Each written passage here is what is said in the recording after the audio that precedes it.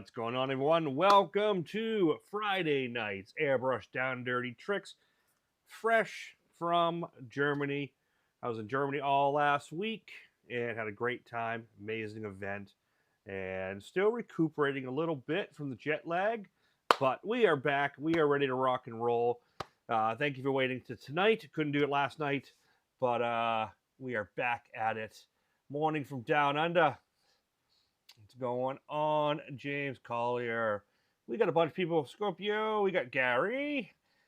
Still can't get used to these names. Rob, Jonathan, Michael Stanton, Chris Garcia. Who else we got in here? Let me see if I can scroll through here. Let's see. Ray Shea, Joe Walker. What's going on? Scrolling. If I miss anyone, I'm sorry. Michael. Cool. London Penn, what's going on? Just popped in. Hope everyone is doing well. Yeah, we're going to do something fun tonight. We are going to start the project of the Octopus Skull. I've done Octopus Skulls in the past, a while ago. It's been a while since I've done one. It's always something I've loved doing, like an octopus and a skull. They're fun to do.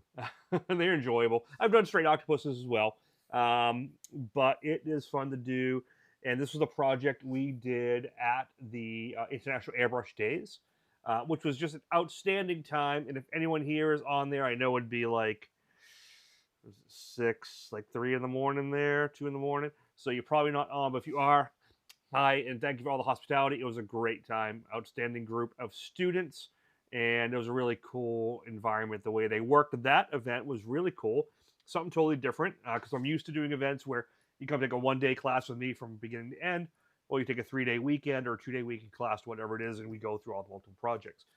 How this works is the first night of registration, when you come in, all the artists will do like a demo. We'll do like a demo of a couple hours, like an hour and a half. What we're going to be doing, just kind of talk. And there's 3 big classrooms that fit 18 to 20 students in each.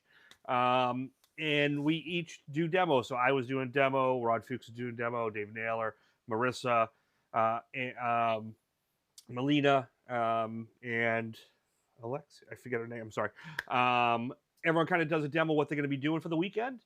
And then the next day we have the classes. And so there's 3 classes going on. And you can pick and choose whatever class you want to go in. It's a 4-hour class in the morning. There's a break for lunch, and there's a 4-hour class in the afternoon. There's another demo at night. So you can just decide, I want to do Rod's class, then I want to do David's class, or vice versa, and you do the 4-hour session. It's really, really cool. It was a fun time. My first panel 10 years ago. Oh, your first panel was Octopus Skull. I think that was what I did at the World of Wheels, actually. I think that's the one you did. That's very cool. Very cool. So yeah, so it's a really cool project. So I did 2 different demos, 2 different workshops. I did the Octopus Skull there, and I did the automotive graphics one, which all worked out great, and it was a really cool environment. Germany was fun. So yeah. So let me show you what I got going on. Where I put the spider. It looks like I get a spider on my head the whole time. That's the one from a couple weeks ago. That was a fun one. That's got a matte clear on. It looks really cool matted out. So that's available as well. This will be a bid. Let me show you what I got here. Oops. Wrong one. So this is the one I did prior to going. This was the example piece. So this one's available. This one, we're going to start the bids for the actual painting tonight at $250. It's going to be a 2-day. It's going to be a 2-event project. So I think, we'll start at 2. Let's start it at 2. And this one, if anyone wants it, this one being the first one, this will be $250. If someone wants it right off the bat, first one to say they want it gets this one. This is the original one, but you obviously can wait to see if you like the one I'm doing tonight better. It's 12 by 18 panel. Joe Walker, is this going to be the same vector as the one already on your online? Yeah, so what I did is I did the vector. So this is available right now in the links in the description. So this is what's available, is this project. And so this is going to be the bids for the live painting. If anyone wants this one, they can let me know. They can message me on this one if they want. So I'm just going to keep it aside for demo purposes and stuff. And then we got this one too. We'll do the same thing on this one as well. So this is one of my kois. This just has to be cleared. And this I did in Germany as just a freehand demo. So this would be available too. All right. So bid 200 start. All right. We'll just get that out of the way. Cool. Yes, don't forget to hit that like and subscribe. So let me show you what's going on. So this is the actual project here. This is what's vectored. Now here's the thing with this design. When you download the vector, you get JPEG, you get PDF, you get PSD. I sized it as 12 by 18 for bigger panels, and I also sized it for Cricut and tabletop cutters at a 9 by 13. So the file set comes with both. Comes with this reference image. And here's the thing about this. This project is very easy to do vector pick and pull, paper cut, just do a freehand transfer and then do paper cut, and cut the paper using shading, or just transfer the image onto a panel and just freehand it. So the design works either way. The process of working backwards to forward, which is how we're going to be working, works the same as well.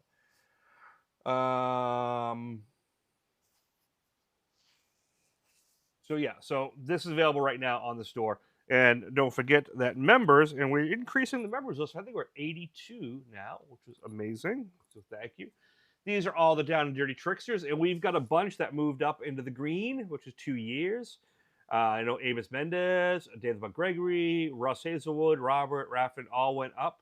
I know James Collier, you guys aren't that far behind. A bunch of people moved into the reds. And we got a few. We got, I think, the first, maybe 8 or 10 people are getting ready for the 3-year mark, which is going to be a blue skull. So those are coming soon. So that's great. So yeah. So yeah, it'll be really cool.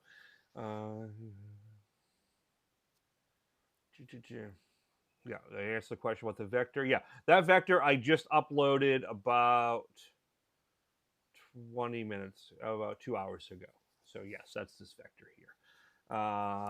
Yeah, and don't forget, so anyone who's a member, you get 25% off. That's a $20 download, so you'll get 25% off that if you are a member. So it's actually, you get more off this than the price of the membership, so it works really good.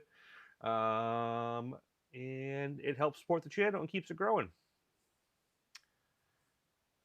I was trying the first and second ones. I think I'm missing a conversation. I have to go back and look.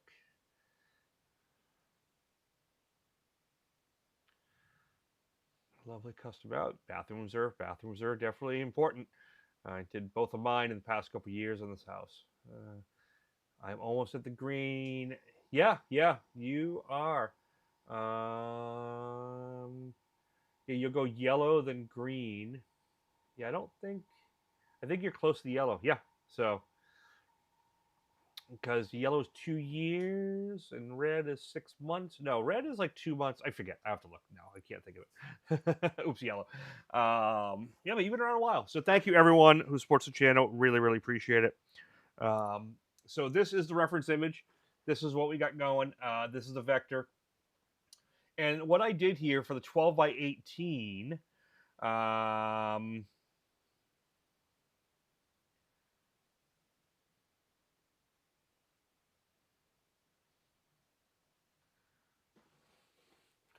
yeah, I know I did an Octo a while ago, but I don't think I ever did. I know I didn't do this one. There might be an older one. I've done an older video before freehanding an Octopus Skull. I don't think I have a vector of it on the site. And if I did, it'd be a different one anyway. But now I have to look.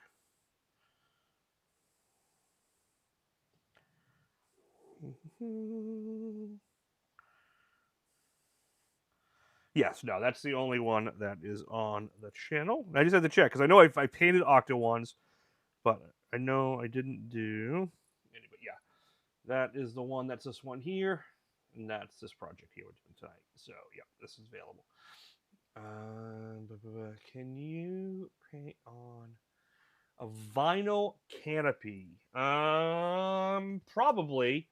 Depends on the vinyl and what it is, and like what's the canopy for. There's always ways to get paint to stick. Just a matter of how long it's going to stay on it. But usually you can get it to work. Just depends. Can I ask what printer you have?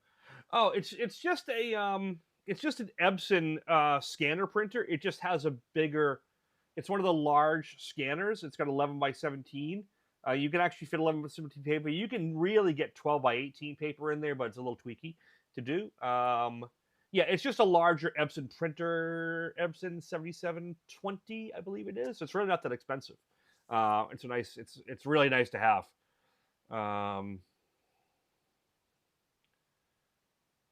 Oh, no worries, no worries.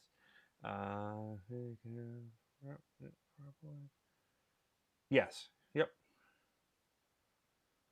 So yeah. So if you decide you just want to do a traditional paper cut, this will work. And I was asked this when I was in Germany. This is the plotter. I already got it sheet tape. This has already been plotted on here.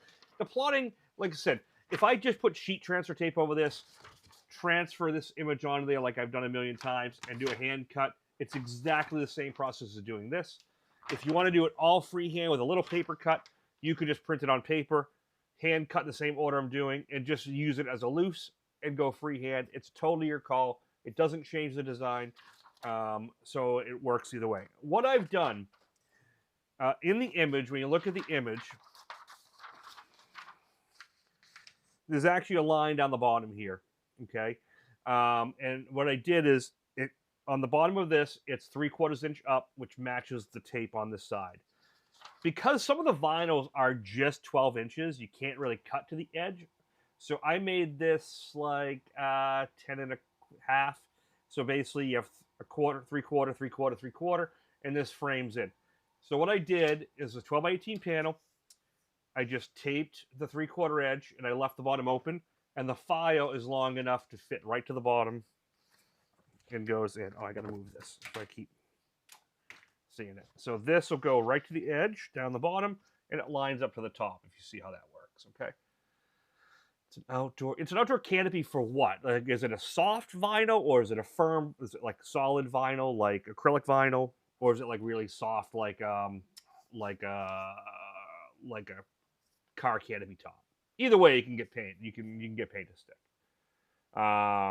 Yeah, you can scuff it. You can bulldog it. You can bulldog it even without scuffing it. It'll probably stick. House color AP01 I find is even stickier, so I'd use that. But either way, you can get it to do it. With water base, there is a heat promoter for that as well. That will work. Both solvent type but yeah, so you can do it. Now, how long it's going to last with flex, it's probably eventually going to come off, but that's all right. All right, so what I'm going to do here, I'm going to get this right towards the bottom. We're going to line this up at the top. I'm going to put it in. Look, and this is going to be a two-parter, because I know every time I do an octopus, I think I'm going to do it quick, and it always takes twice as long, which is a good lesson to learn as a painter. We're not as fast as we think we are. We always think we're faster. So when you budget your jobs and you're talking to customers, make sure you're realistic about yourself. And I've learned that, and my wife really got me to learn it. Not as fast as you think you are. So first inkling, when you can say, I can do that in 2 or 3 hours. Give yourself 3 to 6. Quote the customer, the 6. And if you get it done sooner, you can give them a discount. It's always bad when you think, I got this in 2 hours. You bill them 2 hours labor. It took you 4. And you try to go in afterwards. They're not going to want to pay it. And I wouldn't either. So, yeah. All right. Hinge technique for those who've coming first time. I put my vinyl down. I put a piece of tape across the middle. I roll this back. You saw me do, and I pull the backing off like that. It's called the hinge technique.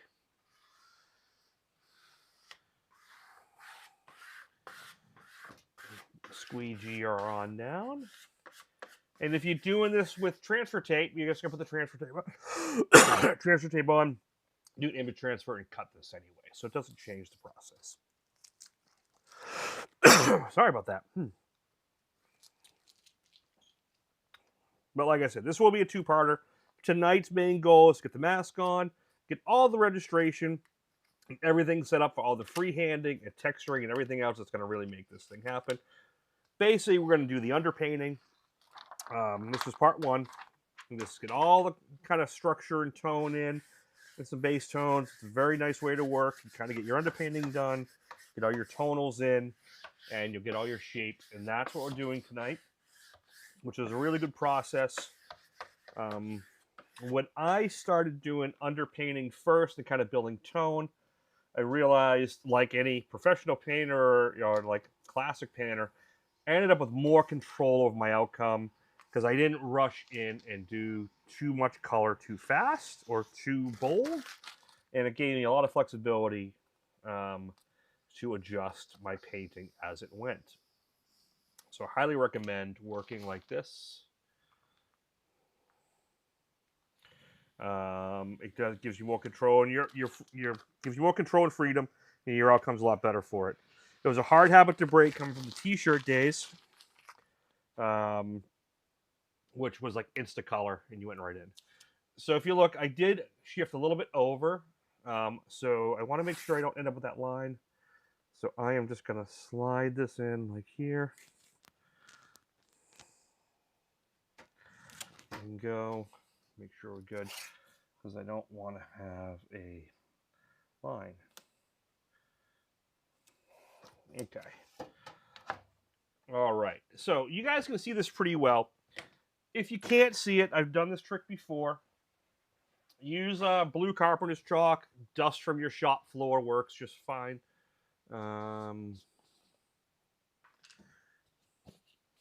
Or just a little graphite or soft pencil. Works great. Fills in the cracks. The cuts. So you can see everything.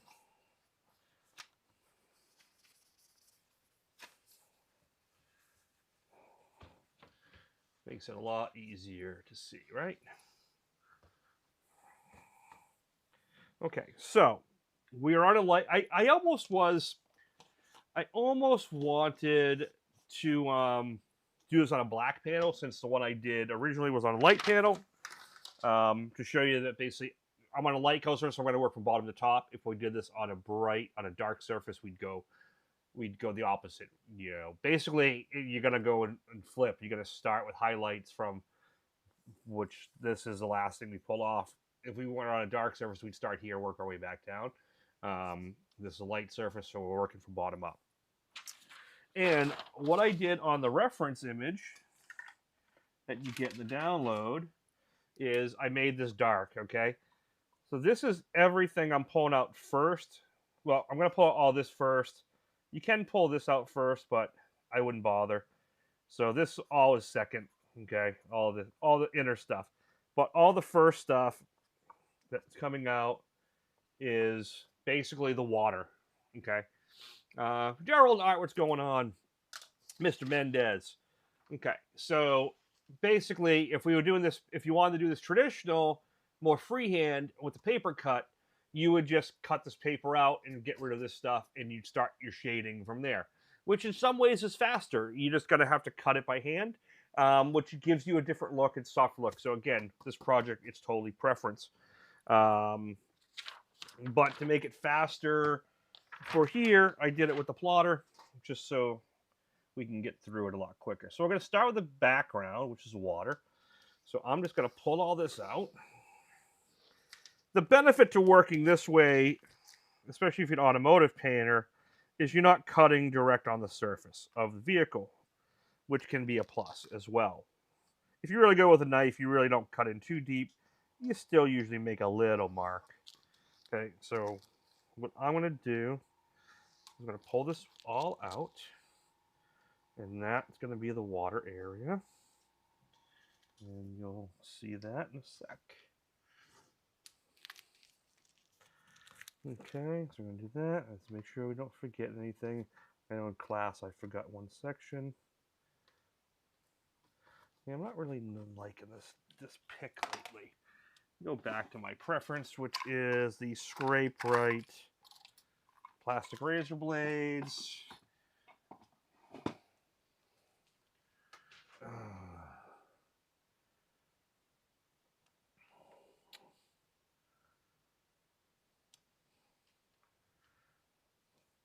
So I like these Scrape Right blades much better than any other brand. There's a few people online that use some other ones. Not as good. But to each his own with these. Much better for getting in. You don't scratch your substrate. And it's really nice. Now, see, there's a little mess up right there. Down the bottom, you can't really see it. I gotta fix this camera, sorry. There you go. There's a little miscut there. I pulled.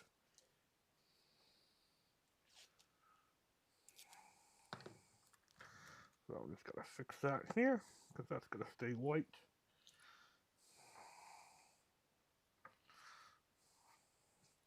And it's a little exposed on the bottom, so for right now, I'm just gonna do this.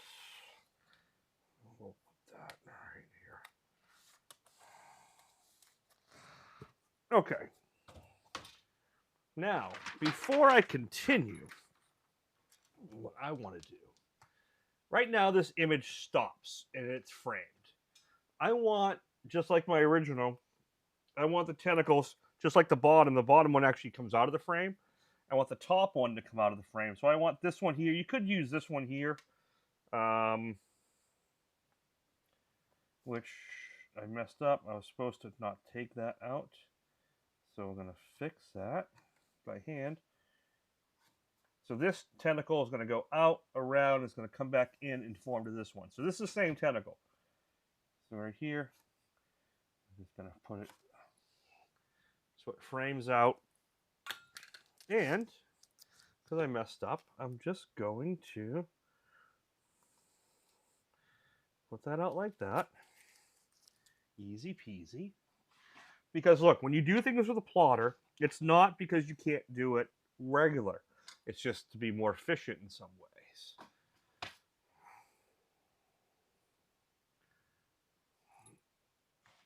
So, but you should know how to do it by hand, which is what I'm going to show you right now.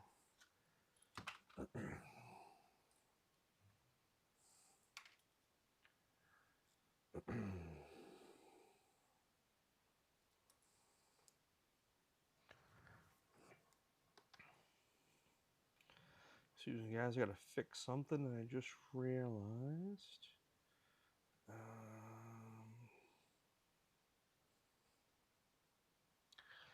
Stop recording because I didn't retitle this for the recording. So we're going to fix that. All right. Good. Okay, so everything's all set. Let's talk about colors. Oh, everything's not all set. I got to do this first. I am still a little jet laggy. It's the first time I did that way, and I can still feel it. All right. So I'm just going to fix this, put this back into play, because it goes here, here. We're just going to do this.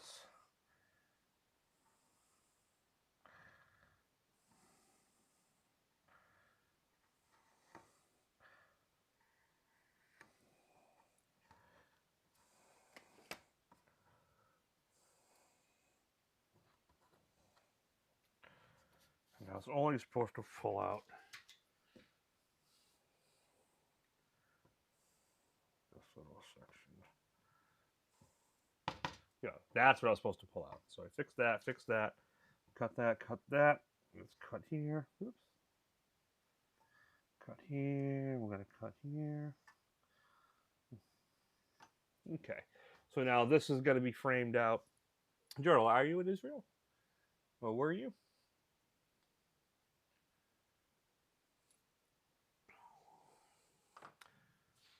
We're all just traveling around. Cheers, everyone. All right, so like I said, we're going to work background to foreground. I'm going to keep the background a little lighter than I did originally. I'm just going to bring up my trusty little clips. If I bulldog it, I can use one shot. Yeah, you can use one shot. I don't like using one shot on vinyls like that.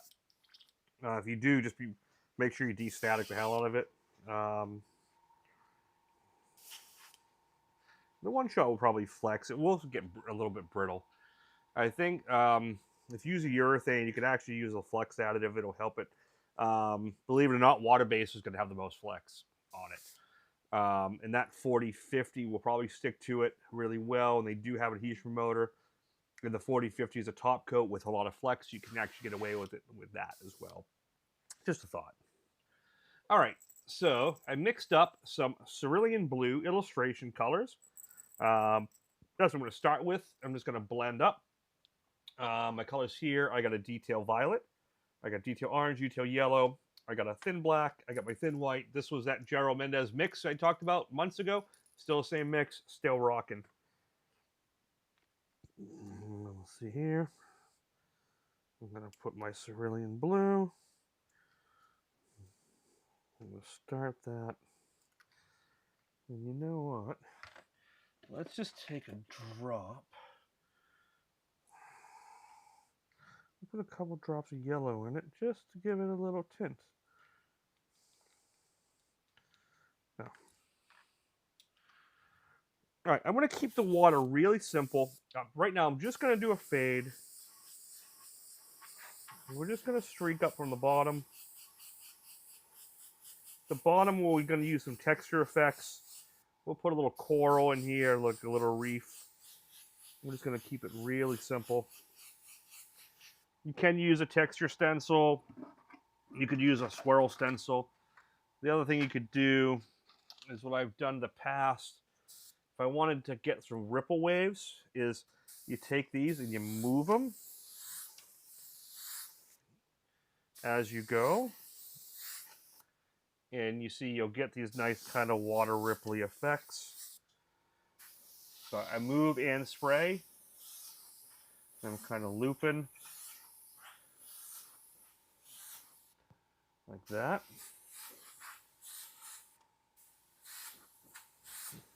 It takes a little bit.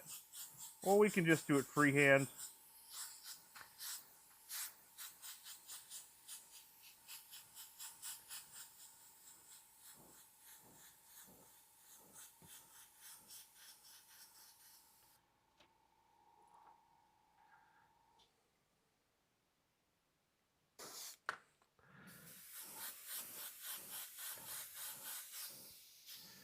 Just keep the background very simple.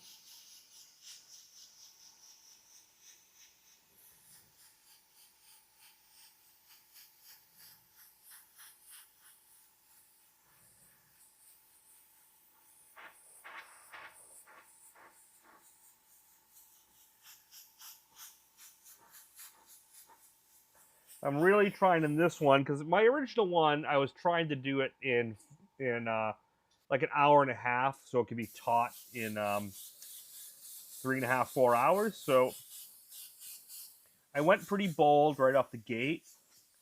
This one I want to treat it more of a little bit more of an illustration, so we're going to take our time and work it a little slower.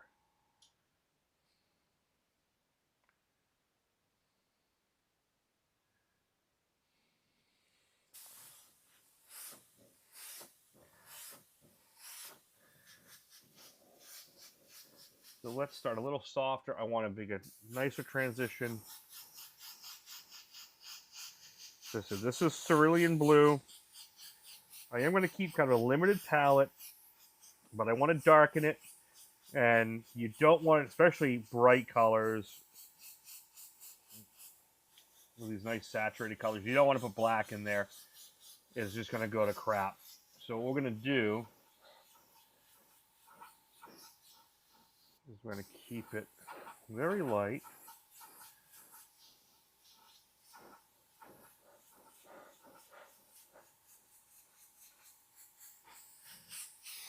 And then we're going to get darker on the bottom. And you could put a cobalt in here, or watch what happens with just a drop or two of the detail purple. I'm going to get to almost like a phthalo to a cobalt blue without using it. I'm just going to put a few drops of purple in. And you'll see we'll have a little bit darker.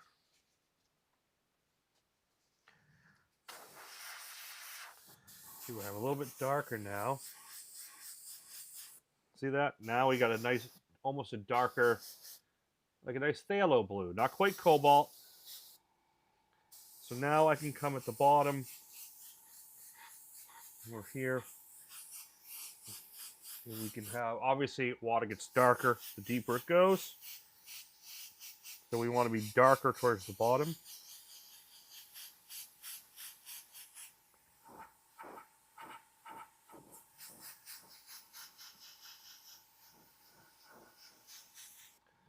We can take a little Gerald texture effects down here.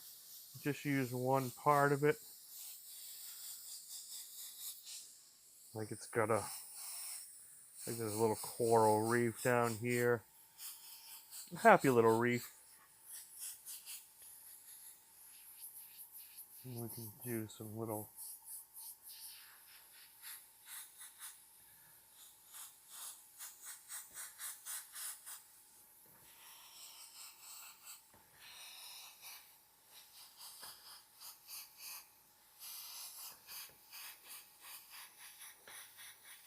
just keeping it simple, keeping it darker.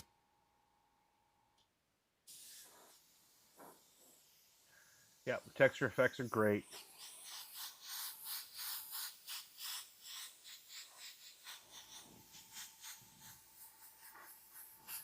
Okay, so now we can come up here. And the water can come up a little bit lighter. I'll use my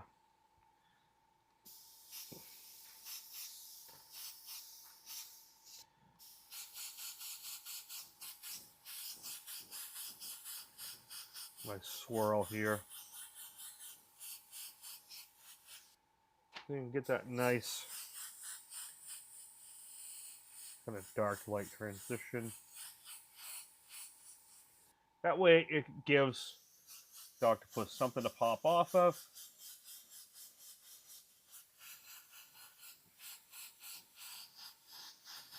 And establishes the background.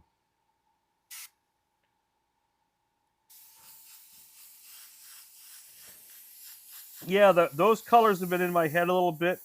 Some of the reference images I looked at, and one in particular that I worked kind of this position from, did have orangey and some teals in it. So I'm thinking purple and blues to the body, and then as we get closer to the suckers, and maybe even the eye, we'll have some more orangey tones.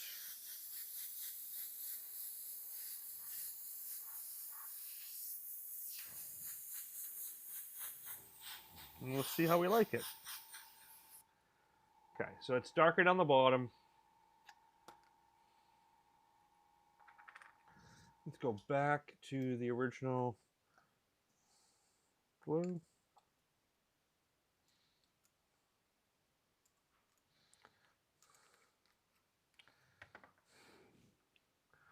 Like I said, this is going to be a two-parter.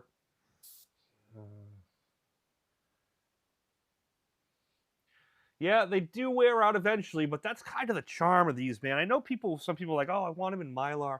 I actually like that they get distorted after a while. I kind of tear them apart. Like, now I have different shapes. So I do that a lot. The Mylars don't work the same. I got a set I'm working on right now of skulls that are going to be paper fold type. And it's funny because I've tested them in Mylar, I've tested them in the same material as this. I like them in this better. They have a softer edge and they're foldable and they fold back, whereas the Mylar creases. And these, I can keep the cost down a lot more. So I got those in the works right now.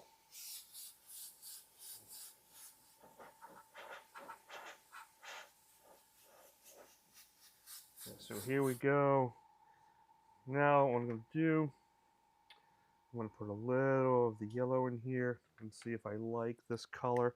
I tried this in Germany. I didn't like it that much.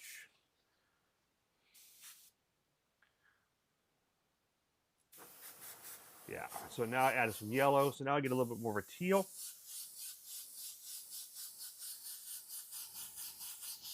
I can bring this up a little bit.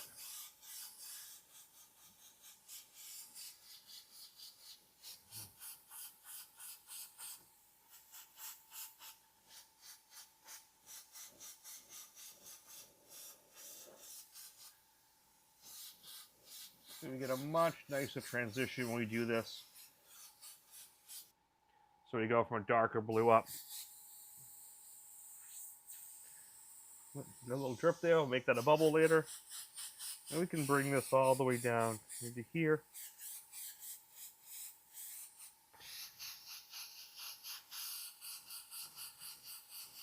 Oh, and if any of my students from Germany are watching this, please message me before you download it. Because I already offered everyone who took my class in Germany, they can have this download for free because they've already paid for the class. So don't download this from this link. Message me and I will give you your own code to be able to download it yourself.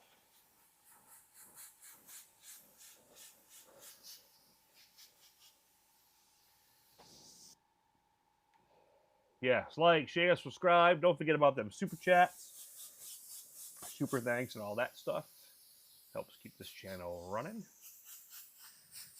So we're at 82 subscribers monthly, which is great. Everyone here. You know, we got some new ones. Joe Walker, I think this is your first couple weeks, or first week or so. The first few, I forget off the top of my head. You know, Adam's pretty new. Adam Hicks, Travis, Leon, they're all new within the past, I think, this week.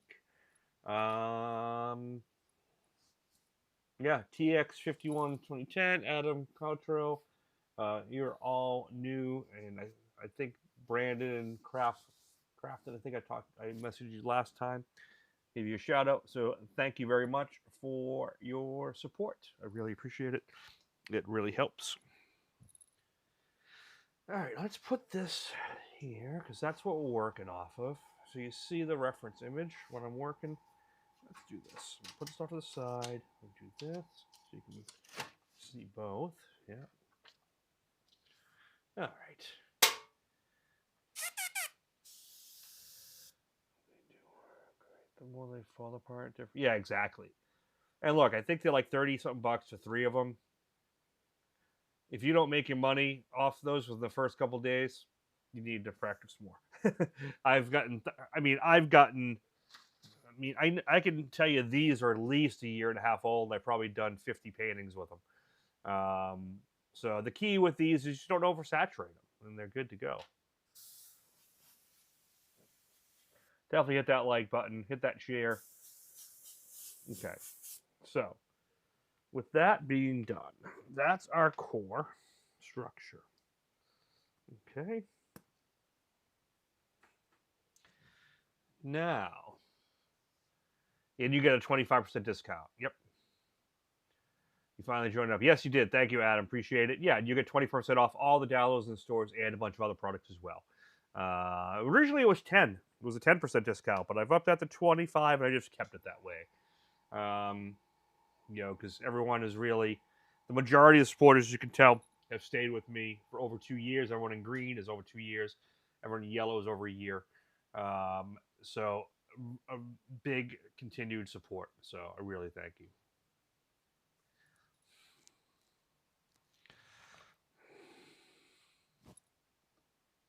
Let me put that back up. Yeah, I can put the reference here as well. That's for everyone looking on their phones. For vertical, well, that blocks everything, so we're not going to do that. We'll here off to the side. Good to go. Okay. All right. So, like I said, if you work in freehand, I am going to work.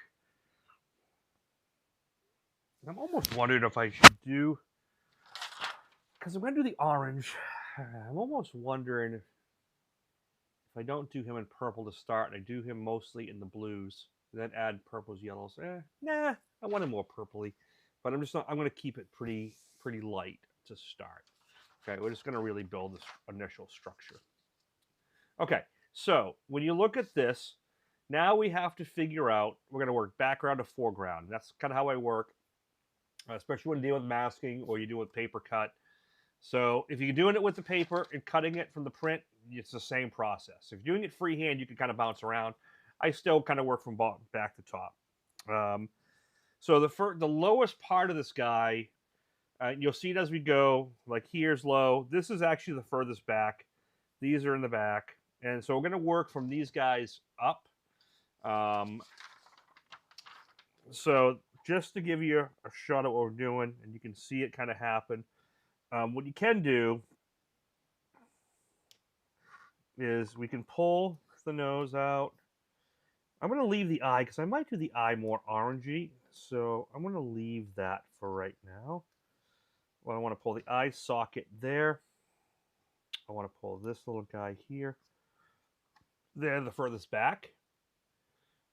Actually, no, we can pull the pupils because even they're going to be pretty dark anyway. So that's fine. I'm going to pull that and pull that. It'll just make more sense for everyone. Okay, so these all can come out as shapes, all right?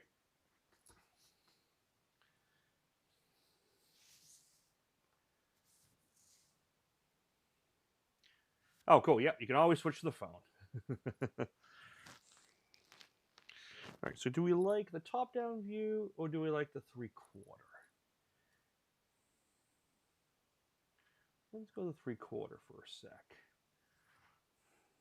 Do something different. Okay, so I did these. All I'm going to do, I'm going to go to purple right now. This is detail violet.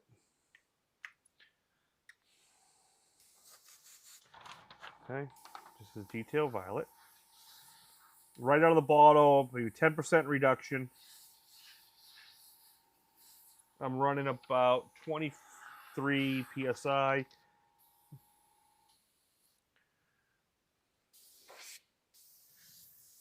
Okay, and we're just, like I said, we're going to mostly freehand this. So everything I'm doing here is just for registration. It's not, because I really want to freehand most of this. It's really just as guides. So I'm going to put this in. See, I barely sprayed it. I can zoom in a little bit more.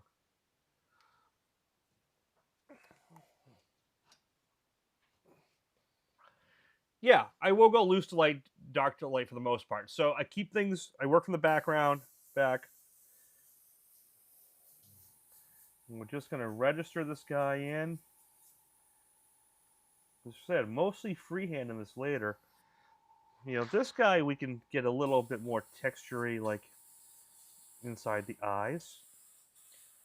Because they always have like a lot going on in there.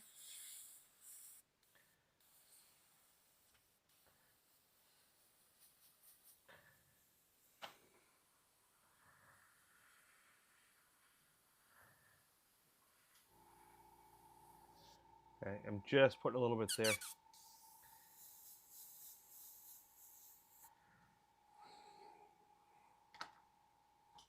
Okay, so this is where we start working from background to foreground, okay? So this is where I work from here. And I roll this back like this, okay? And here's the thing. Point your airbrush. Don't point your airbrush straight and don't put it down because what's going to happen is you're going to hit here and you're going to get an edge. I want to put painting this way and working up from here.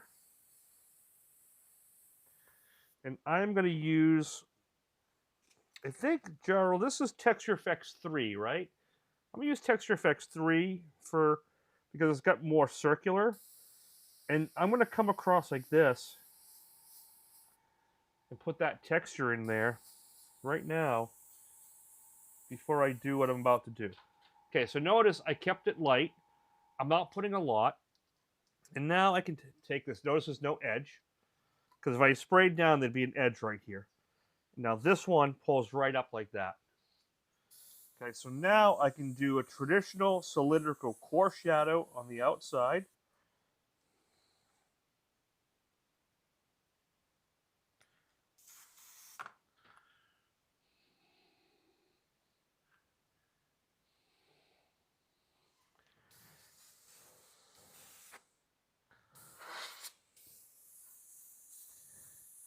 And then come across the bottom like this as well. I'm going to put some texture here.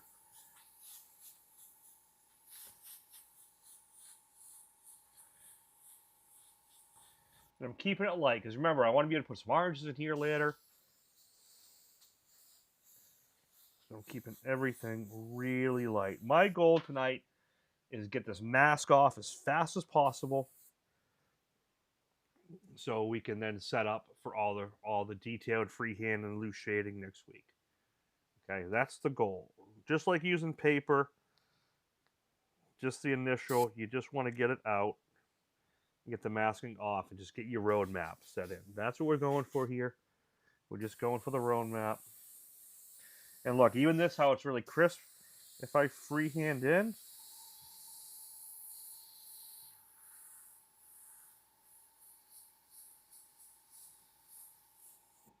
you can soften that out pretty quick.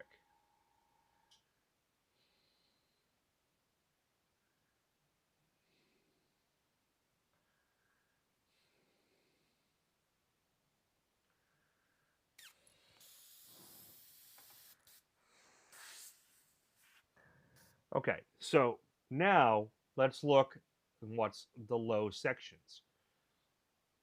What the lowest section is, and I keep losing my blade. I think I must have dropped it on the floor. Let's grab another one here.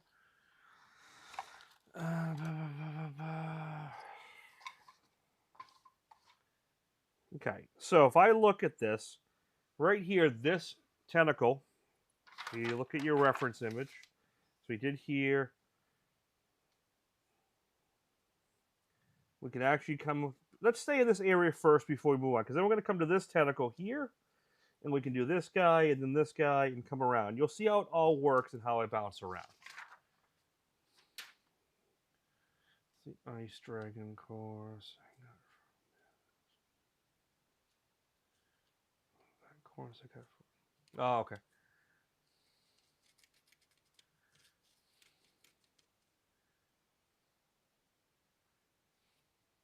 Cool. So we got this. All right. So I got here. I got the nose. What I can do now, after I do this and this,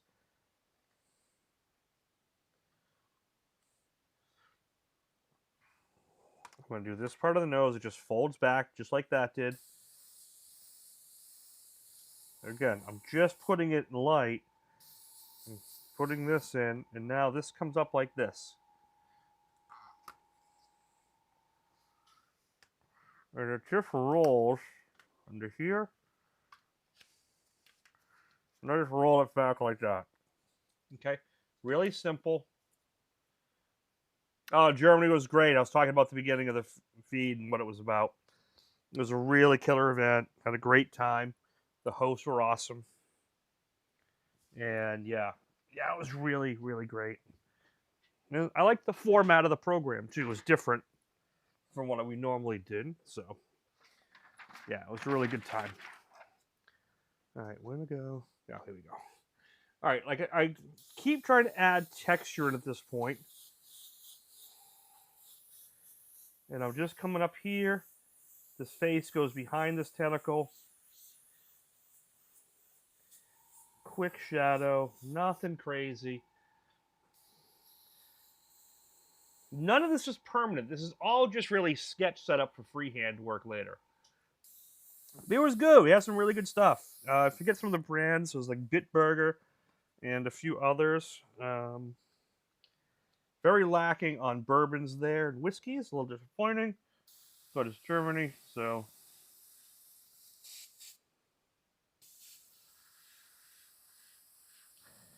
a little shadow there.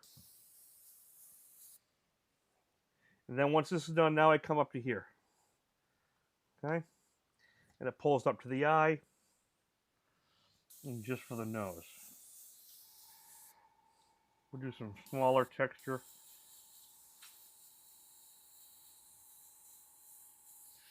And like I said, this is just a sketch out.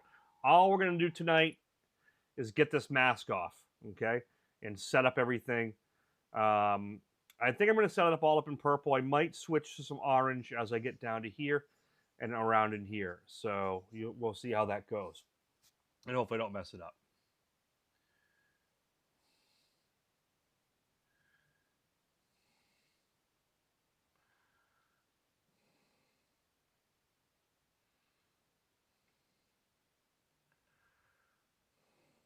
Cool.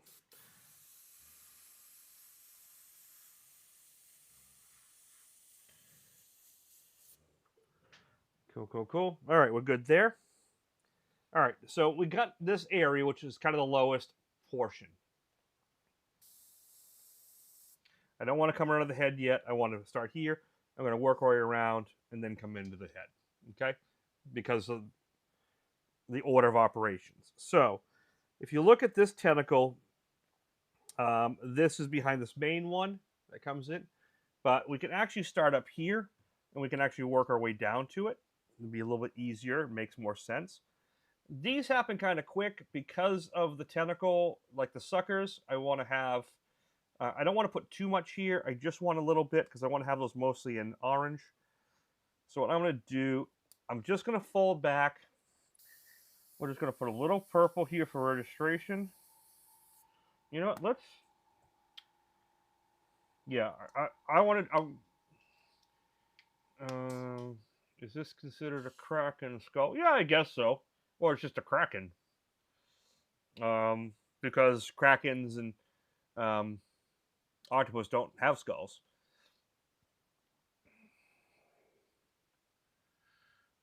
Yeah, Germany's not really a bourbon-forward country. No, no. So I'm just going to hit that a little bit for that reason there. We're going to pull this out. Like I said, I could use another airbrush, but I know most of you guys don't have a lot, so I don't want to have... Try to do this with one airbrush. I'm just doing the registration. Like I said, this is mostly going to be free-handed, and I don't want to put a lot of color. This is really just to get the map of where everything is.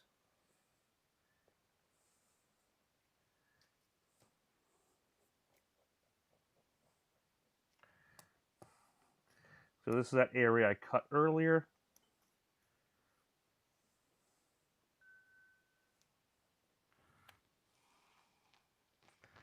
Thank you to whoever just made an order. Thank you very much. That was just what buzzed. So someone just ordered one. Thank you.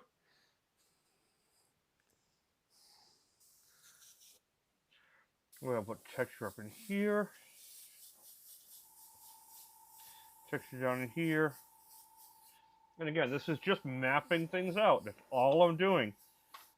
Okay, it's really just to get a sketch. And if I go too much purple, then I won't be able to do the orange.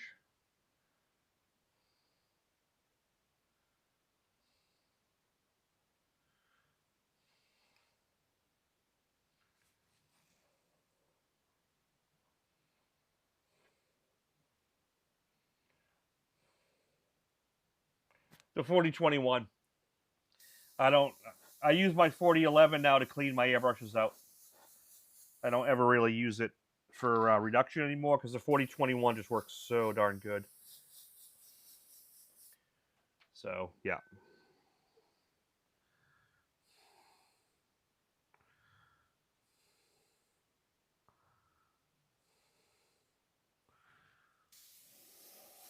Okay, so same thing here.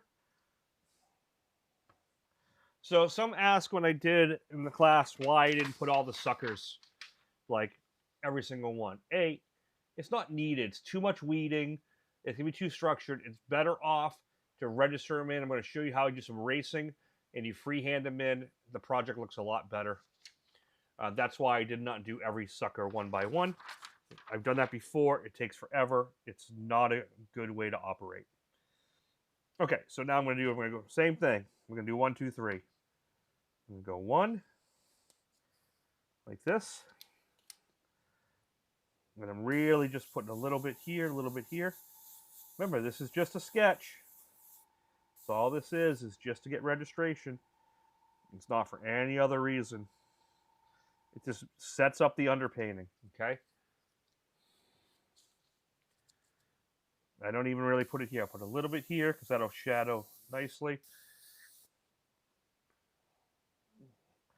Now I'm going to go here like this. I'm going to pull this back. You can actually pull this like this as well. I'm just going to roll this back like this. Okay, so see how this kind of blends out? So that can be soft. And I'm going to take this, same thing here.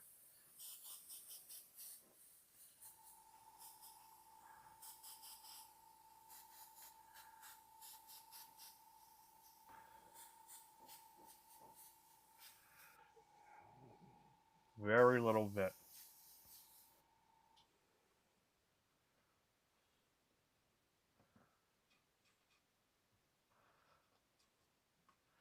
A little couple of double cuts right there. That's for a hand cut.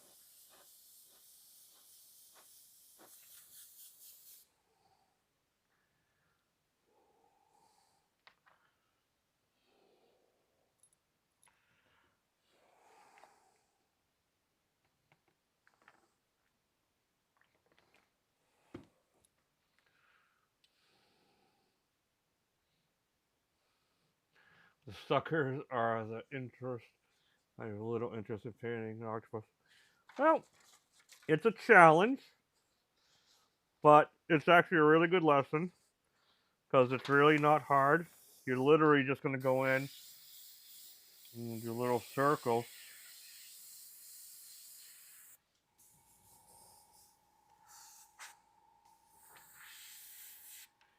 It's pretty simple. I'll show it to you. Do you think details are more difficult on big images? In a way, because you got little images, the details are so minimal, it's so light, you can just kind of pick a couple little ones.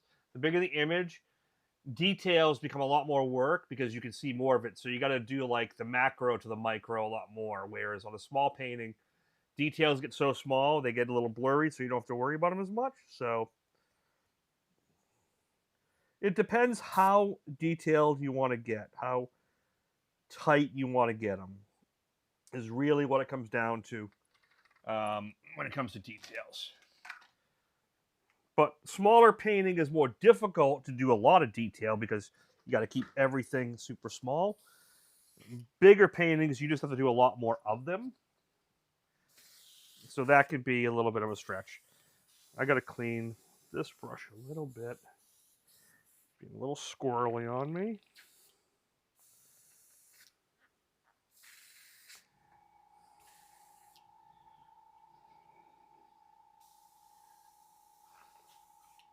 Sometimes a suggestion of something is better than action. Yeah, like I said, when it comes to details, it depends. When you go for photorealism, then it really changes. When you do a painting, you can suggest a lot of detail with simple shapes and bold colors and get away with it a lot more artistically than trying to be photo. So that's something to think of.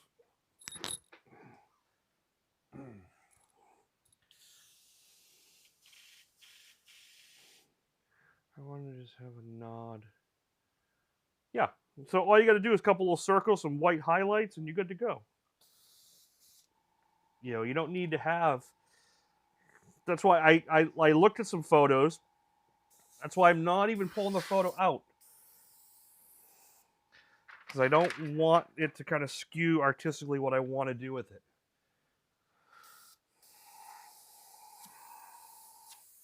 Again, just going here.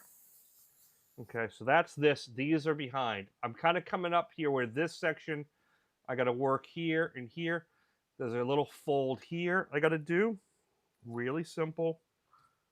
So before I pull this whole section off, all I'm doing is I roll that back like this. And again, this is just for placement, so I know where things twist. I like to call it stylized realism, is my term that I use for it. Not a term I coined, that didn't coin the phrase or anything, but it's a suggestion of it. All right, so I did that one. I fold this back. Now I can pull this all the way off. Okay, I'm just going to leave this here because it does come around. You'll see that.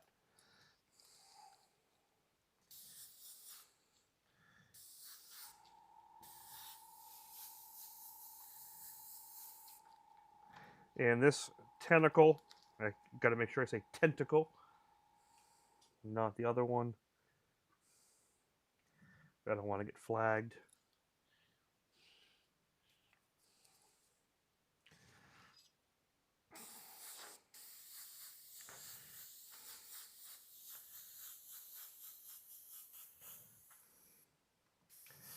Towards the body, I'll use some bigger shapes.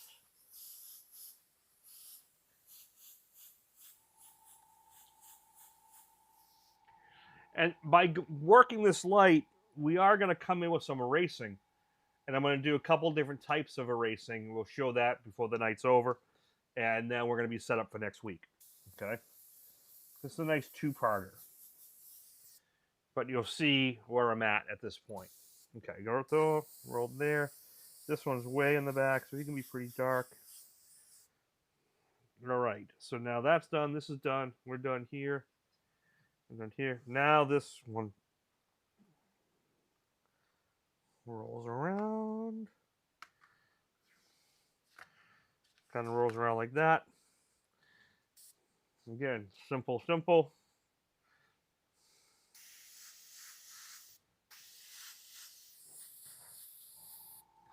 Simple cylindrical core shading.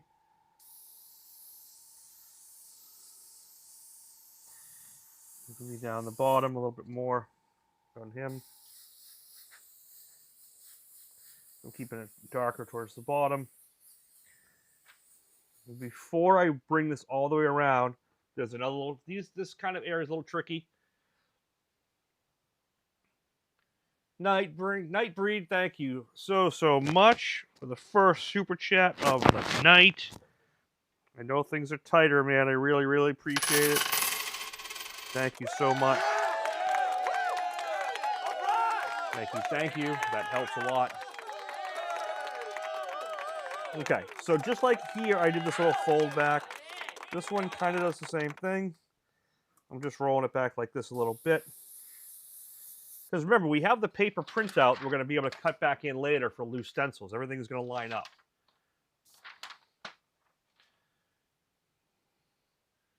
Knockout Customs. Thank you for popping in. What time is it there? Was it 3? Yeah, 3 in the morning. Thank you for popping up. I'd say your name, but I don't know Knockout Customs the name. So thank you for popping in. I had a great time in Germany. Thank you for the hospitality. I look forward to coming back. Hope I get a chance to. Me and Rod had a blast. Okay, so now I can pull this whole unit off.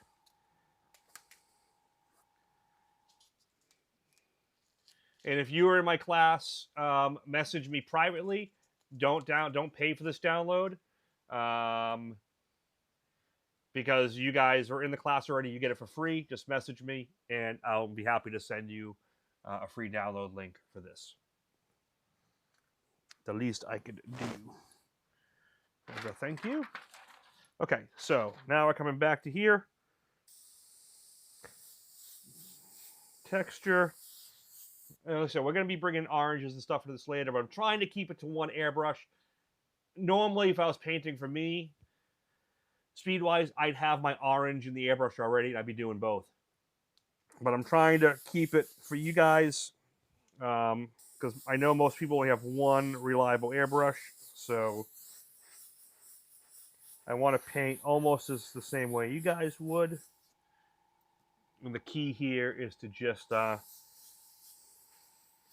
Keep everything really light. Don't overcolor everything. And we'll leave plenty of room to add color. Okay, so that's good, that's good. Here. Okay, I gotta go back to here just for a sec. And I can pull this one off now. Because this tentacle goes behind the other one. And these are just gonna be...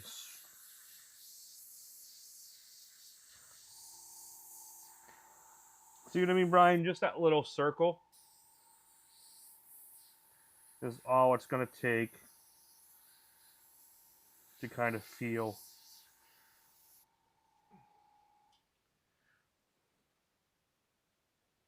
Like there's a lot going on and it keeps it really simple.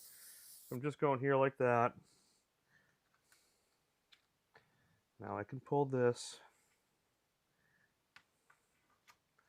And that goes there. So this whole thing comes around. This guy has to come off. Here.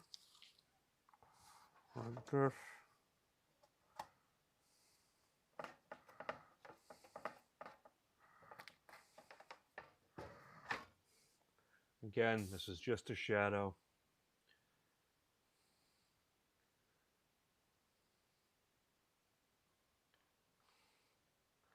Cool. Yeah, message me now that I'm back because I just got everything all set. I think Built Around You sent it to me on Instagram, I believe. I forget. So just message me again. I will get to everyone. Or send an email to scott@thinnergraphics.com and we'll get it all set. Now that I have the files ready to go. I didn't have the file ready when I was in Germany, but I have it ready to go now. Okay, so that goes there. So see, I'm just shading everything. And now this can come off.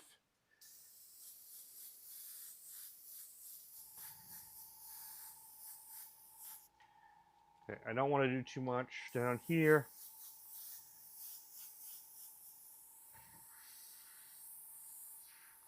I'm going to freehand this out. That can be a little darker.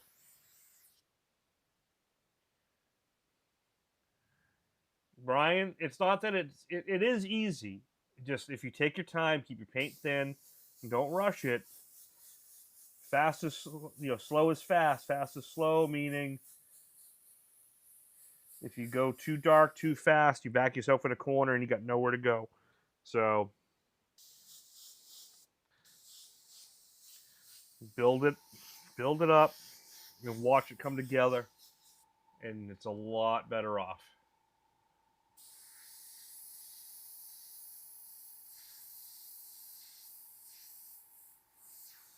One of the cool things we got to do is we toured the Heart of Steenbeck factory where they make all the Heart of Steenbeck airbrushes. That was really cool to see. Unfortunately, no pictures could be taken.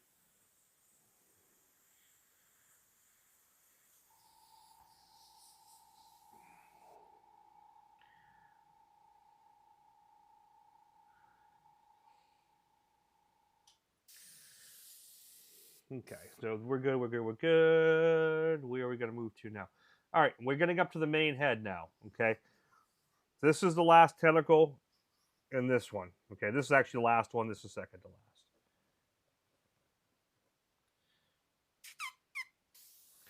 And we're at 9:12. I'm taking my time on this, and you see it just comes together nice, and we're going to set up nice for it.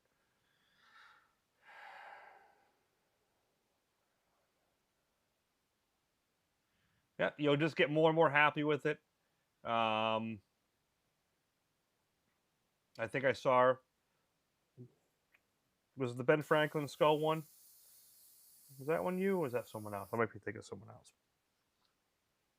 It's a great concept. I did a painting about 20 years ago, almost 18 years ago. Ben Franklin skull. Maybe that's something I'll bring back up in the future. That was a fun one to do.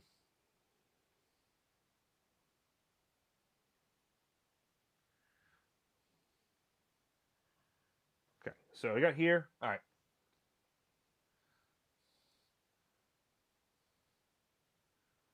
Yeah, I went Monday to that. Yep, that was a good time. It was cool to see where they make everything and how they make it and the tolerances and.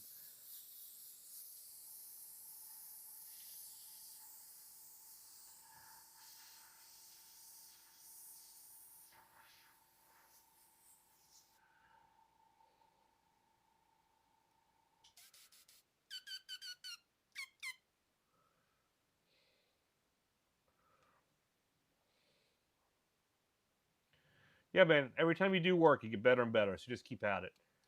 You know, like I said, I've been doing this too long.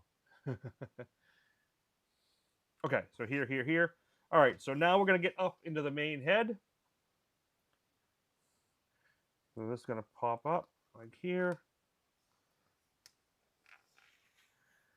Now this just pops out like that. I pull this out. This whole unit comes out.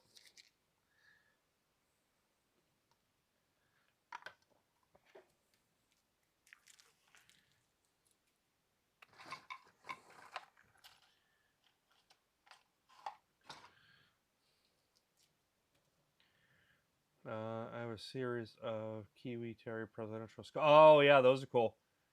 Yep. Yeah, I think the first presidential skull one I ever did was a Ben Franklin. That was on an old Bourget motorcycle, way back in the day. Okay. The other template. Do I have it here? Let me see. Another template worth using if you're going to do this. Let me see if I can find it.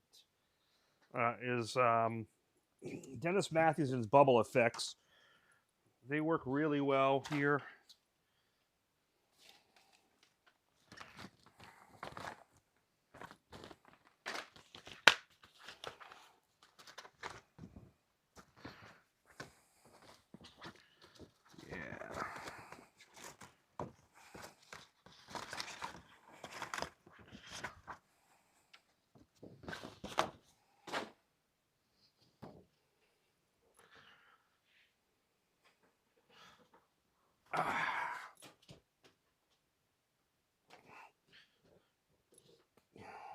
These are really cool for a little bigger.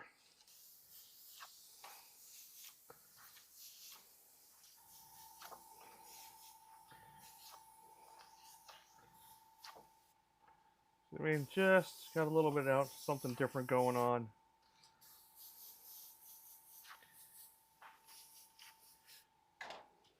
It's underpainting. It's all I'm doing.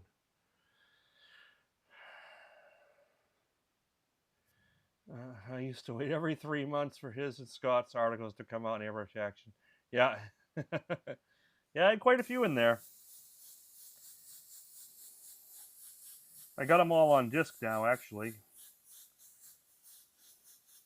Okay, so all I'm doing here, we're just setting that up like this.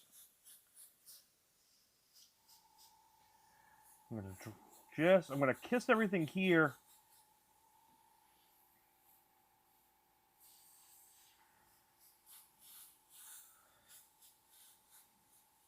Just to set everything up. So this is why I'm doing it this way. That's why I'm doing it two-part.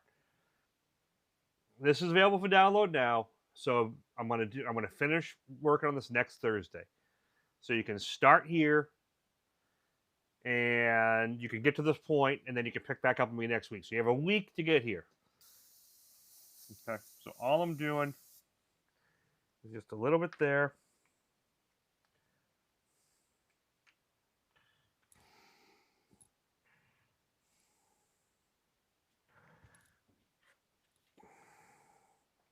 Ran out of purple. A little bit more in here.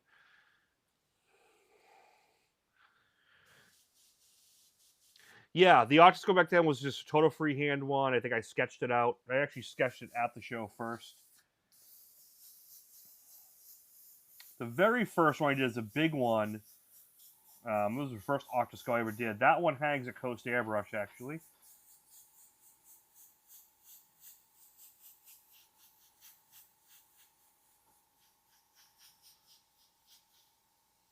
Okay, so I'm just going to hit here. That's just to delineate the skull. Now we're going to move up to the top. Okay, so before I do, I'm going to do a couple things. There's a little fold back here. Okay, there's another one here.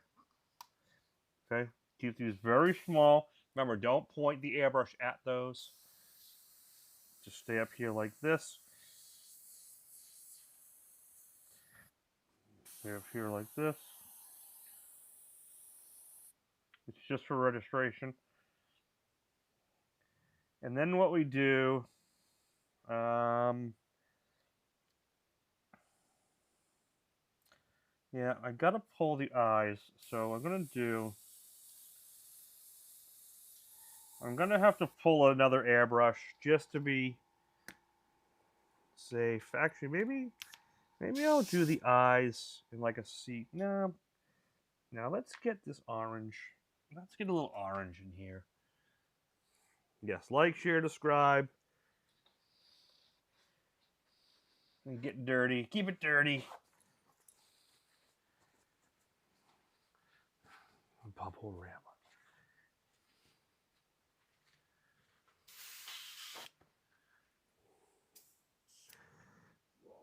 Yep, good old Autorama shows. They don't do them up here anymore.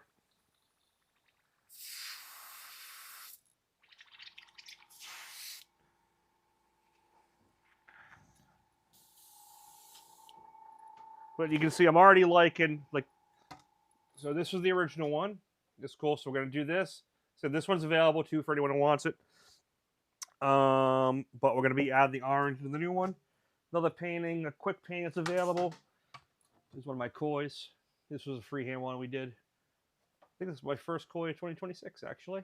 It's a fun little simple study. Total freehand, nothing but net. From sketch, I didn't even pencil sketch it. We just whipped it out free. This was done in Germany.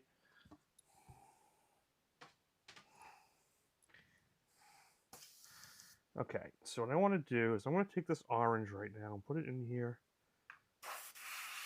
Because I think I want these eyes to have some orange in them. Hopefully they don't look weird. If not, I'll fix them. So whatever eye color you want to do, just be prepared at this point. I'm just going to put a little bit in here. I'm going to come down.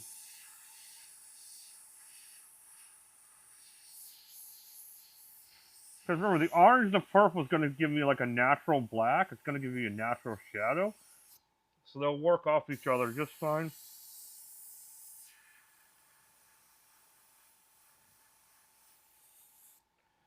Alright, it can just have a little bit there.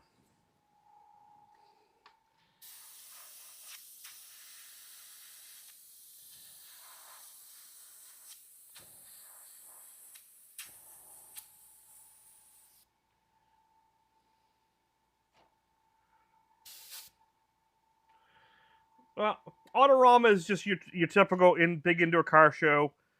It's kind of like SEMA, just SEMA dwarfs it by a lot. But yeah, it's a show circuit that every major city has that usually encompasses a bunch of awards, and including the Riddler Award when it goes to Detroit. So it's a whole circuit of shows. The Autorama Cavalcade of Customs. Okay. All right, so I do like the orange and the purple. Because when I run the purple over this, I get a nice reddish brown, like, shadow. That looks really nice. So yeah, these colors are going to go really nice together. Okay, so that's good. That sets that up.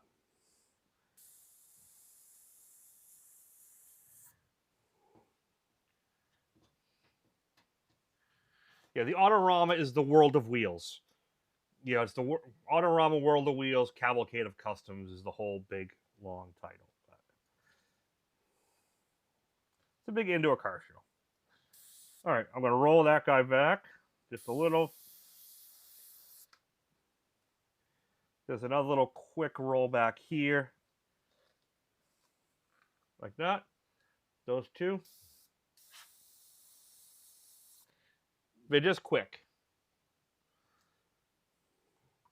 And now you pull off the whole thing.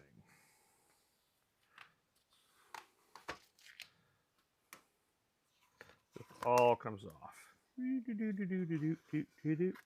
Like that. No, and right here. There at the beginning I messed up. I pulled something I shouldn't have.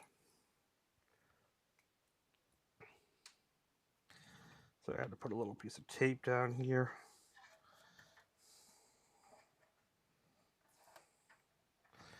Okay, so that goes there. All right. All right, so now we've got the whole body. This is where I want to start mixing the two colors. So I want to put the big texture up here with the purple. I want to stay up high. And I want to get more orangey down here. I can still kiss it a little bit, but not much. The head up here will be smaller textures.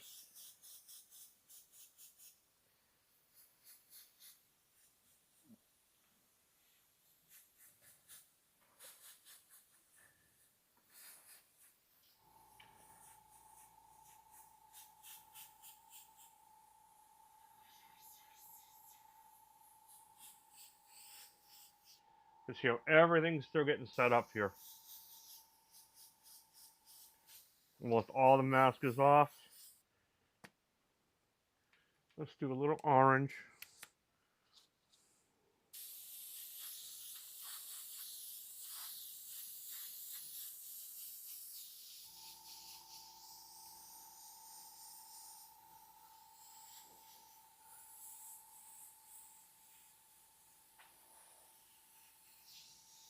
So light, very little.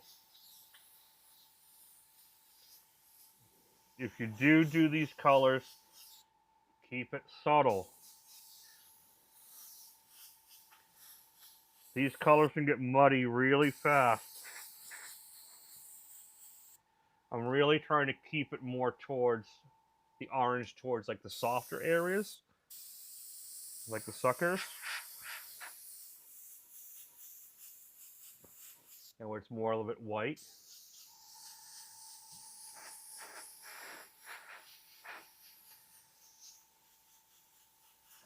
You can see it's just got a nice tone to it. I can maybe do a couple.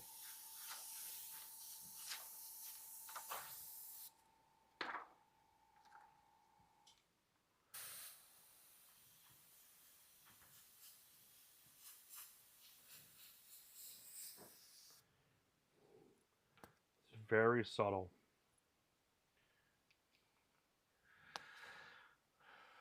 I'll start this one at 250. Thank you, Gary.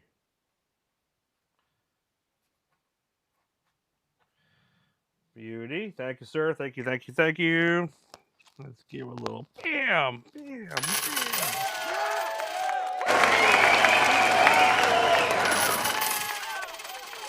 Thanks, sir.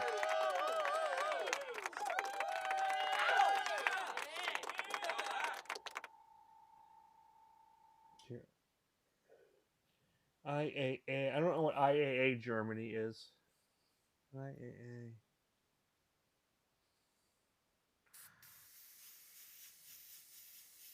Okay, so there's the purple. Here's the purple. Let's do. I want purple here because I'm gonna kind of put like this was drop shadows kind of gonna be. It's casting a heavy shadow here. So this is all just a setup. Put a little bit down in here. All right.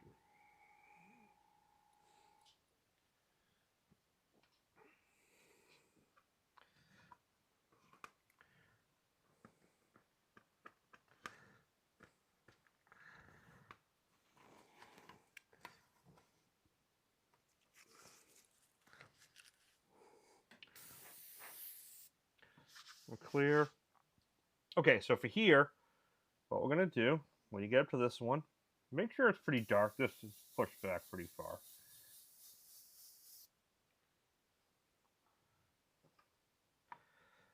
So I'm going to roll this back, roll this up.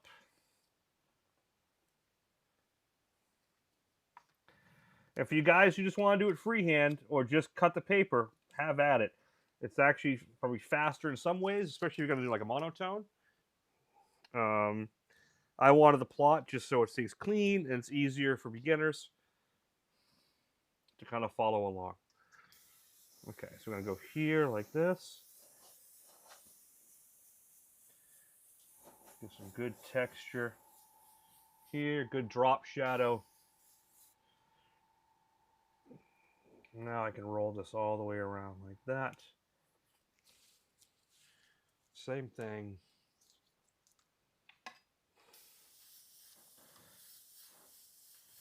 Come around here. Set up for freehand. Don't go too nuts here. The mask is almost off. There's almost no masking on here. Oh, there was this. Oh, I should have taken this off a while ago.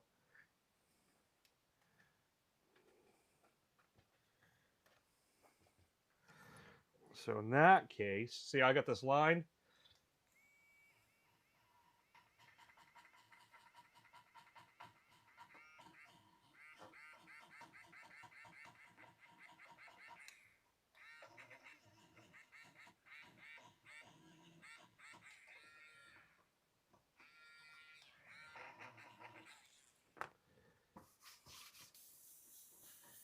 We're going to make that work. We'll have to white that out a little bit. I'll just take the whole thing.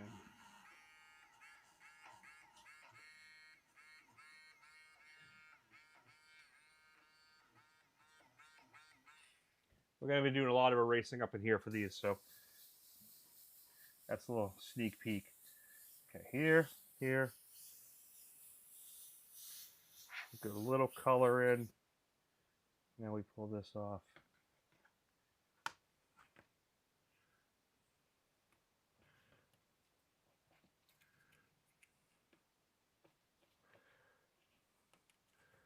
And that's it. That's all the masking off.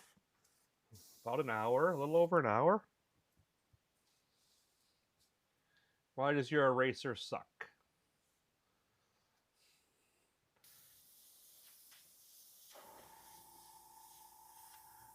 Remember, erasers only work good if you have a light amount of paint on there. If your paint's on there heavy, they just get really gummy. Like it just takes off really sharp. Okay, let's get the orange back in. Okay, so now what I want to do is I'm going to put some orange in the lighter areas just to give like an orange and purple transition. But again, your paint needs to be really light for this next step. Okay? Because what I'm going to do now is I'm going to set up for some erasing. It's cheap, never gets the paint off. What kind of erase is it? Are they white eraser sticks? Because if they are, they're all the same no matter what the brand is. If the paint's not coming off, it's because your paint is on too heavy, too thick. You gotta keep it light. Because even hard erasers, when they come off, they get really hard. They get very scratchy. Even the best erasers. If your paint's too thick, it doesn't work. And okay, out customs. That's a big in. Holy crap! Thank you so much. Give me all the sound. Thank you very much. Really appreciate it. Thanks so much for the big super chat. That's huge. Appreciate it. Okay. All right. So, what we're going to do here, we're going to keep it really simple. I'm just going to kind of map out. I'm going to make the paint really thin.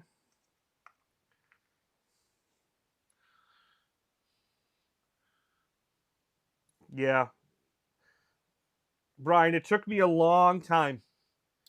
to settle in to less is more. And once I did, because remember, you can always add more paint.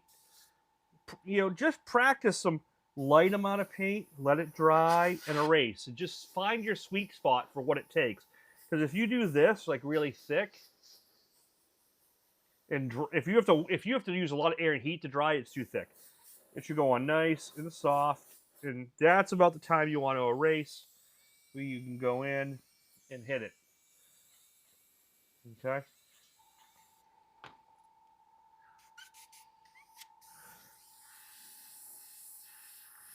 Now the other thing you can do, so see how I'm just lightly sketching in some circles? I'm not committing to anything. I'm just following the mask.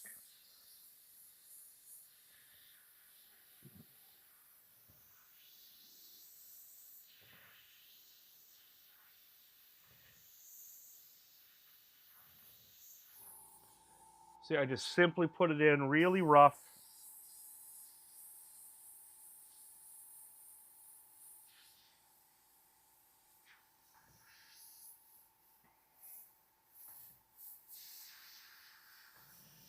This is great practice for circles, but I'm not even overly committing. These are just really loose. Brian Moore, thank you so much.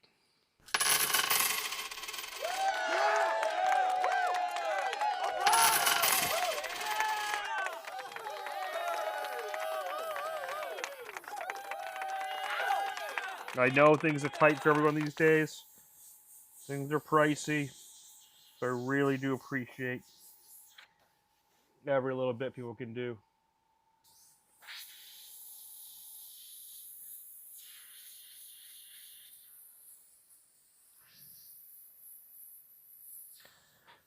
Little bits, little circles. Really light. And notice when I'm doing it, I'm moving before I even paint, and then I paint. Then I pull the trigger. But again, I'm not doing a lot. I'm just sketching them.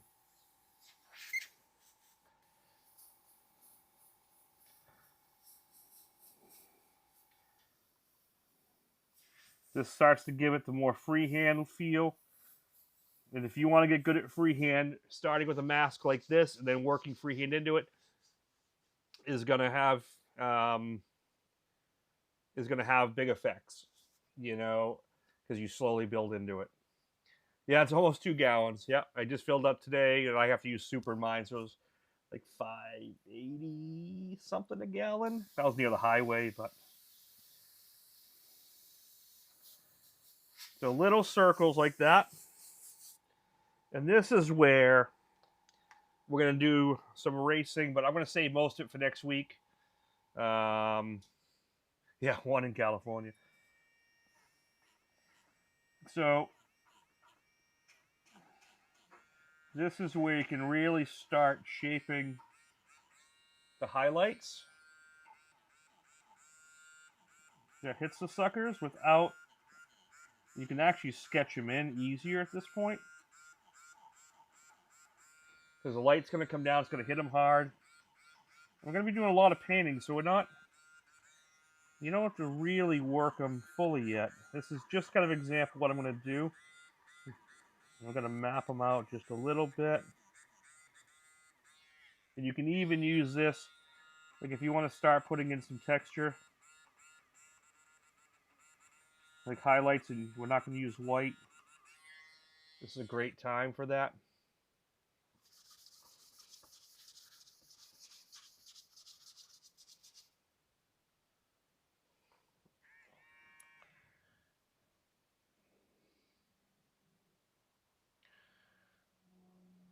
Yeah, like if I get regular, I think regular is still in the 4s, but I have to run 91 in mine, and they don't have 93 up here. So yeah, every little bit helps. It was almost 100 to fill it. I think it was like 96 bucks. Okay, so that's just using an eraser. The other thing you can do, this is great to start doing when you're cleaning out your airbrush, get your airbrush cleaned out. 3.7 liters in a gallon. Yeah.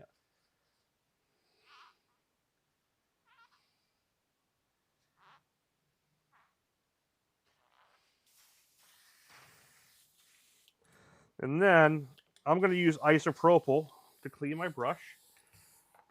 And then it's my favorite erasing technique. For water-based, I just use isopropyl.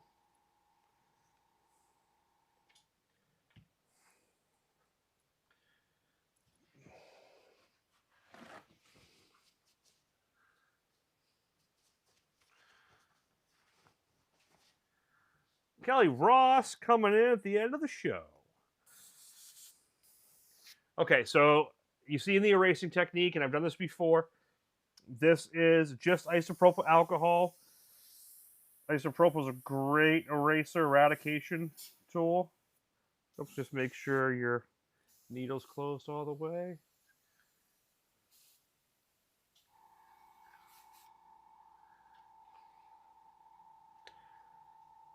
Like I said, this is just a setup.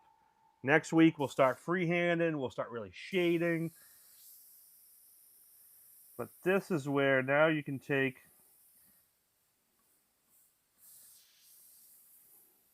if you're using solvent, I just use lacquer thinner or reducer here. And see, I can start doing some highlighting. It's the best erasing, especially since it actually pushes the paint to the side. So if I want to go in all these textures, look, if I want to highlight them all, I can softly highlight them. See that?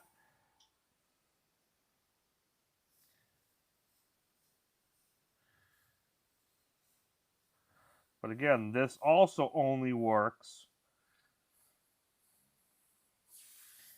if you put your paint on light. If you put your paint on heavy, it's not going to work. It has to burn through too many layers, so it gets all gummy and gooey. But see how now I'm just starting to, wherever those textures were, I'm just highlighting the tops of them by eradicating some paint out.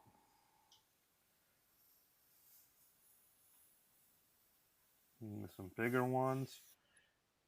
And see how that starts to look nice and highlighted.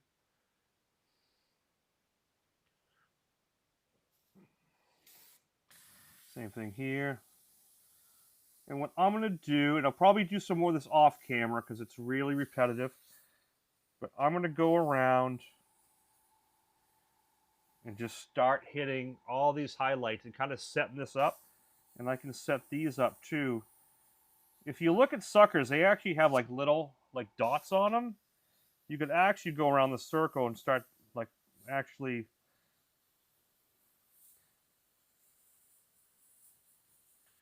doing the edges. You know, just mess around a little bit. Think of your light. And I'm just going to pick out the main ones. Maybe I'll add some more texture in. Put some music on and just kind of go over the whole thing. And just, but I really love the way when you isolate that, how that looks right there. These look like they're raised.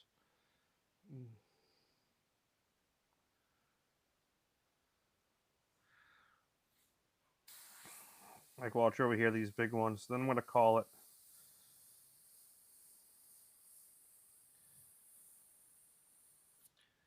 See, it starts to look like nice little textures. And here, there's going to be some ridges. So look, I'm going to push the paint in the line.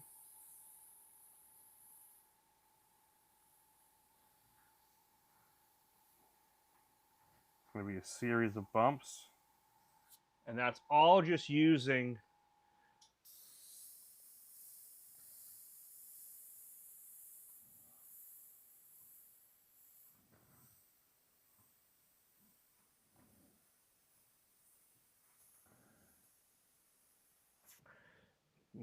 by using the reducer. In this case, isopropyl. What like I said, what I'll probably do before next week is I'm going to do a bunch more of this. Maybe I'll pre-record it and I'll have a little edit so we can actually not Because I'll probably do at least an hour of this straight, and no one's going to watch this for an hour. I don't even want to do it for an hour, let alone watch it for an hour. But I can get a bulk of this done. You can kind of see the process and then where to go from there. This gives you a lot of freedom. Does the paint need to be light for the... Yes, Brian, exactly. For erasing or for this, the paint has to be light. If the paint's too heavy, like here it's pretty dry. Look, I can't push through it. I can't... By the time I push through it, it's all wet out here. Okay? It can't be that thick. This paint is on so light. So look, if I go out here to make a bubble, if I go straight on, it does it, but I got to push a lot of fluid to do that. Okay? And I'm going to use those, that's fine, but... And see how bright it is? It's not subtle like this. These are a little bit more subtle because the paint's light.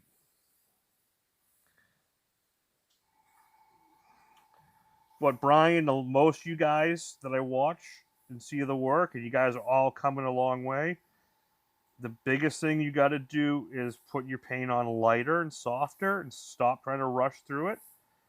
And your paint jobs are going to come out better and actually be done faster. And you'll be able to get more techniques like this in. It's so easy to just overdo it.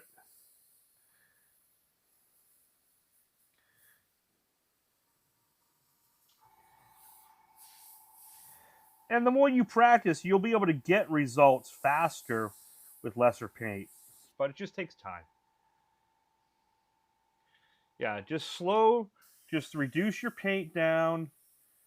Drop your air pressure a little bit. I know I paint at high pressure, but I drop down quite a bit more than I ever used to.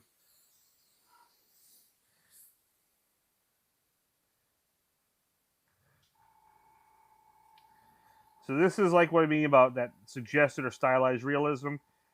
If you were taking a realism like Drew Blair, you'd spend like so much time in this area, but it'll be worth it.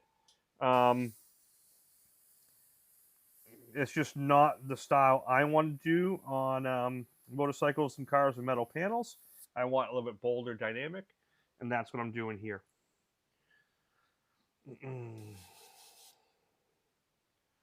My Lego Reaper came so... Yeah, I think you're just using black so much, man. And you're using it pretty bold, and that's what's going to happen. And I think most of your colors you're using...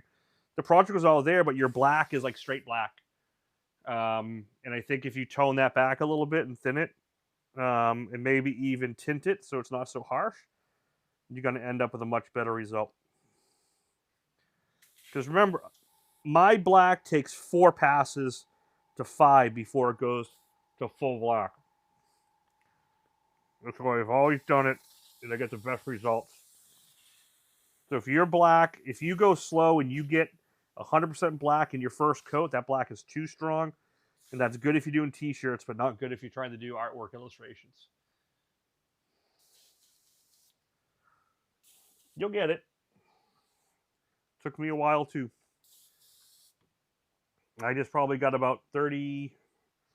I don't know how many years you've been doing it for, but I've been doing 37 this year. Close to 38. So I probably got a little over 30 years on you.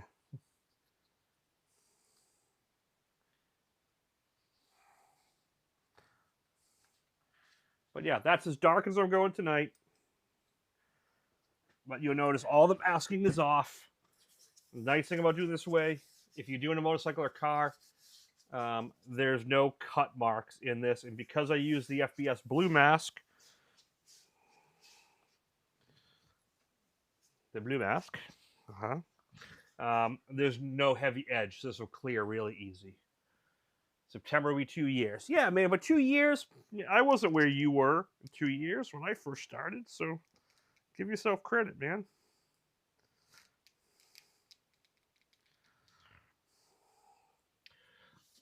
So yeah, so all the masks. The only mask we have here is the border. That's all we got. Everything's out of here.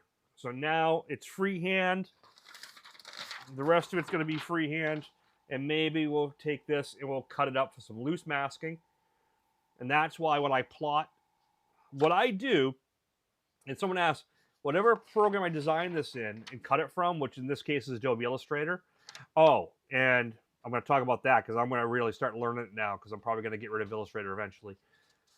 Affinity Designer is what I'm going to be starting to move to for all my vector work because it's a really nice program and it's free. And I've never used it before.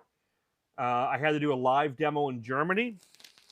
So I did a live demo in Germany with Affinity Designer on an X Pen tablet, neither of which I've never used before, on a computer in German with no English. And within 5 minutes, I was able to learn the program and use the vector tools to do a class, do a quick demonstration, teach it. That's how intuitive Affinity Designer is and how much it works like Adobe Illustrator. And I've been saying it for decades. All sign programs, all vector-based programs pretty much work the same if you learn like 3 or 4 tools. And I was able to pick up Affinity Designer within 5 minutes on a German computer without translation and make it work. So I'm going to be, when I do my vector how-tos, I'm going to be doing it in both Illustrator and Affinity Designer once I get a handle on how to best, how to teach it both. But if you guys are looking to do vector work, a really strong program, and it's free, is Affinity Designer. So, and it works like Photoshop too. So I went from digital concept with an X Pen, from a photo to a sketch to a vector, all one program. I just don't know if you can plot directly out of it, but there's other ways to do it. So yeah. So what I do in these cases, whatever I design to the plotter, whatever machine sends to the plotter, so I send that file to the plotter.